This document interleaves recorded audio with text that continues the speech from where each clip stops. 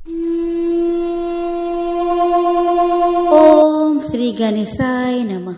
दोस्तों, जब पाप भारी हो जाए और जीवन में अंधकार छा जाए, तब एक दिव्य तिथि आशा की किरण बनकर आती है और वह है अपरा एकादशी। यह सिर्फ एक व्रत नहीं, बल्कि आत्मा को शुद्ध करने का एक पर्व है। कहा जाता है कि इस दिन किया गया उपवास और भक्ति जन्मों के पापों से मुक्ति दिलाता है। भगवान विष्णु की कृपा पाने का यह सुनहरा अवसर कभी खाली नहीं जाता।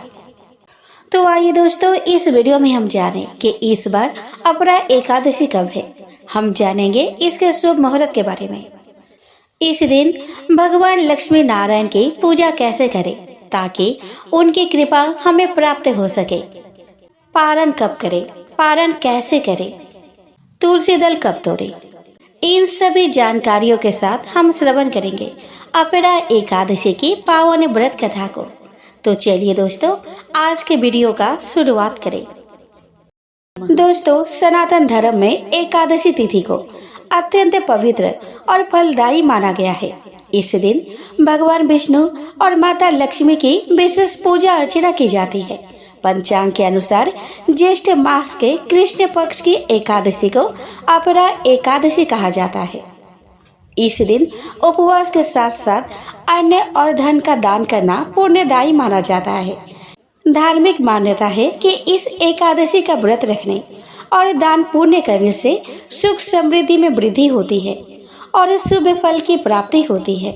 दोस्तों, हिंदी शब्द अपार का अर्थ है असीमित। ऐसा माना जाता है कि इस व्रत को करने से भक्त को असीमित धन की प्राप्ति होती है, इसलिए इसका नाम अपरा एकादशी है। इस एकादशी का अर्थ इसके पालनकर्ता को असीमित लाभ दिखाने के लिए भी लगाया जा सकता है। ब्रह्म पुराण और पद्म पुराण में अपरा एकादशी के महत्व का विस्तार से वर्णन किया गया है। अपरा एकादशी व्रत पूरे देश में अलग अलग नामों से श्रद्धा पूर्वक मनाया जाता है। पंजाब, जम्मू और कश्मीर और हरियाणा राज्य में अपरा एकादशी को भद्रकाली एकादशी के रूप में मनाया जाता है और इस दिन देवी भद्रकाली की पूजा करना शुभ माना जाता है। उड़ीसा में इसे जलक्रीड़ा एकादशी के रूप में जाना जाता है, जो भगवान जगन्नाथ के सम्मान में मनाई जाती है। तो दोस्तों, ज्योतिषीय गणना के अनुसार ज्येष्ठ मास के कृष्ण पक्ष की एकादशी तिथि 23 मई को रात 1:12 प्रारंभ होगी और इसी दिन रात 10:29 में समाप्त हो जाएगी। सनातन धर्म में उदया तिथि को प्राथमिकता दी जाती है, अतः अपरा एकादशी का व्रत 23 मई को रखा जाएगा। अगले दिन यानी कि 24 मई को व्रत का पालन किया जाएगा। दोस्तों, 22 मई 2025 शाम 5:47 से 23 मई 2025 शाम 4:02 PM तक उत्तर भाद्रपदा नक्षत्र रहेगा। उसके बाद रेवती नक्षत्र रहने वाला है। रेवती नक्षत्र 23 मई 2025 शाम 4:02 से 24 मई 2025 1:48 PM तक रहेगा। दोस्तों, एकादशी के दिन सूर्योदय सुबह 5:46 पर होगा और सूर्यास्त शाम 7 बजे होगा। इस दिन राहु काल 10:44 AM से 12:23 PM तक रहेगा। अभिजीत मुहूर्त 11:57 AM से 12:50 PM तक रहेगा। अमृत काल 10:52 AM से 12:21 PM तक रहेगा। ब्रह्म मुहूर्त 4:10 AM से 4:58 AM तक रहेगा। दोस्तों, द्वादशी तिथि प्रारंभ होगी 23 मई 2025 को रात 10:30 बजे से और द्वादशी तिथि समाप्त होगी 24 मई 2025 को शाम 7:20 पर। दोस्तों, इस बार अपरा एकादशी व्रत का पारण 24 मई को किया जाएगा।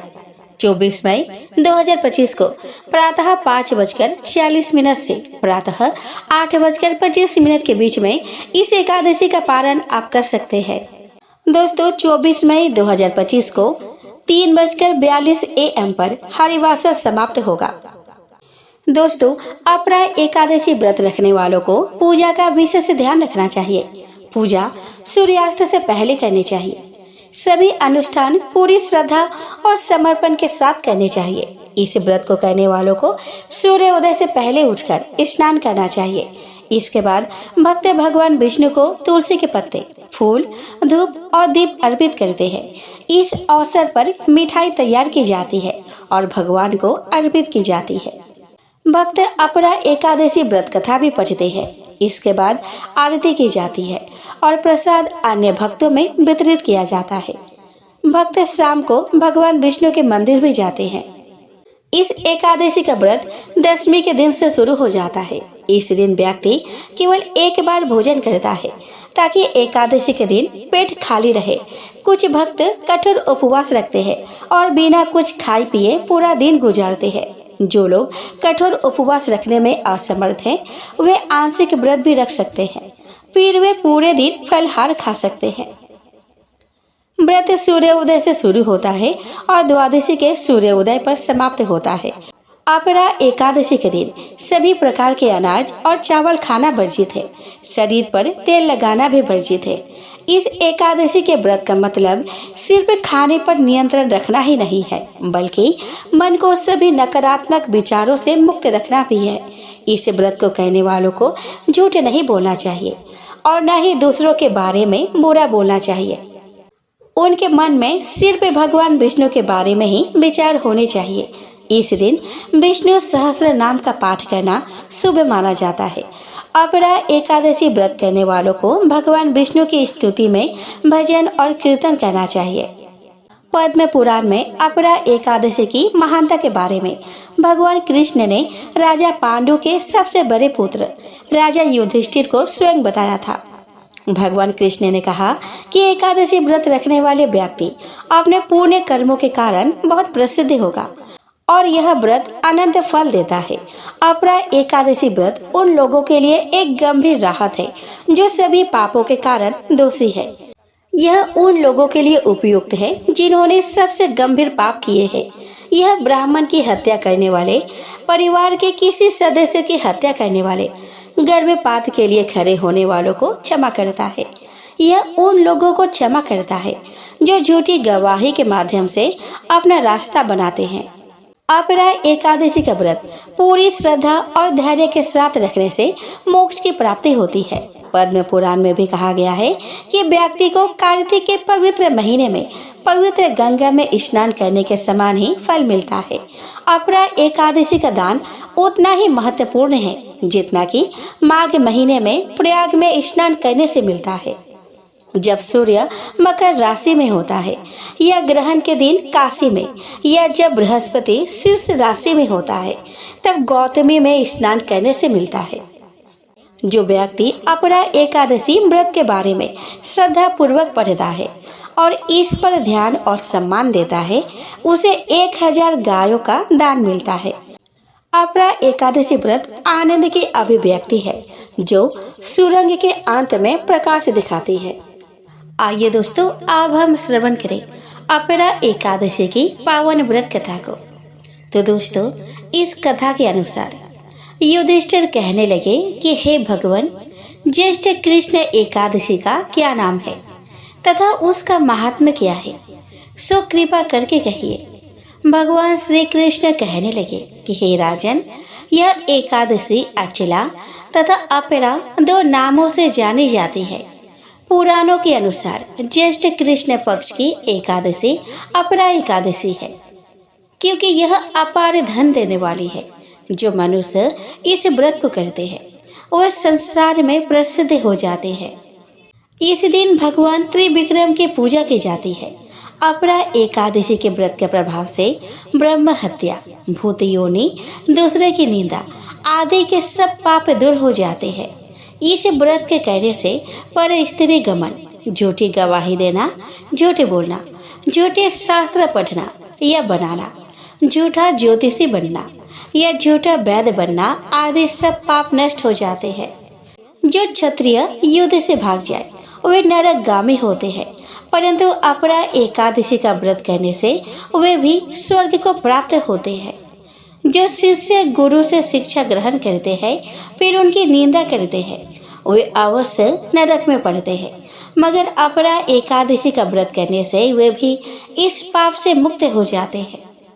जो फल तीनों पुष्कर में कार्तिक पूर्णिमा को स्नान करने या गंगा तट पर पितरों को पिंडदान करने से प्राप्त होता है, वही अपरा एकादशी का व्रत करने से प्राप्त होता है।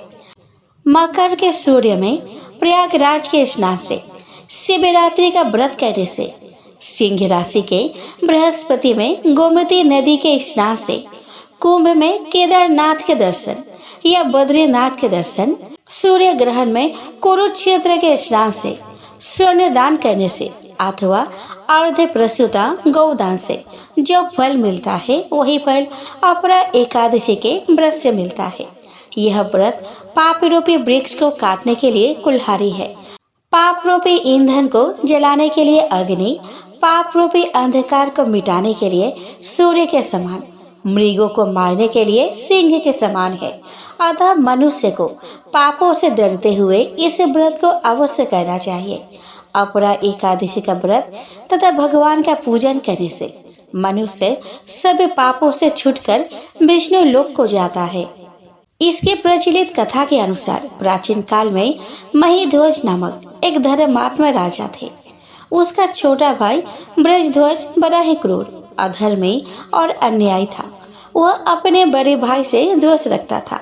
उस पापी ने एक दिन रात्रि में अपने बड़े भाई की हत्या करके उसके देह को एक जंगली पीपल के नीचे गाड़ दिया। इस अकाल मृत्यु से राजा प्रेत आत्मा के रूप में उसी पीपल पर रहने लगा और अनेक उत्पात करने लगा। एक दिन अचानक धौम्य नामक ऋषि उधर से गुजरे। उन्होंने प्रेत को देखा और तपोबल से उसके अतीत को जान लिया। अपने तपोबल से प्रेत उत्पात का कारण समझा। ऋषि ने प्रसन्न होकर उस प्रेत को पीपल के पेड़ से उतारा और परलोक विद्या का उपदेश दिया। दयालु ऋषि ने राजा की प्रेत योनि से मुक्ति के लिए स्वयं ही अपरा एकादशी का व्रत किया। उसे अगति से छुड़ाने को उसका पुण्य प्रेत को अर्पित कर दिया।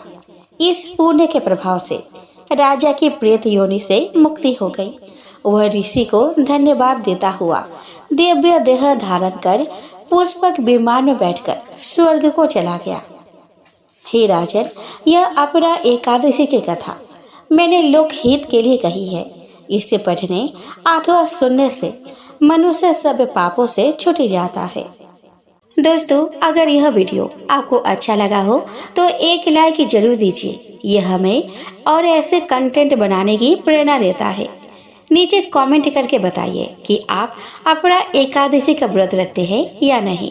और हाँ, ऐसे ही पौराणिक और धार्मिक जानकारियों के लिए हमारे चैनल को सब्सक्राइब जरूर कर दीजिए।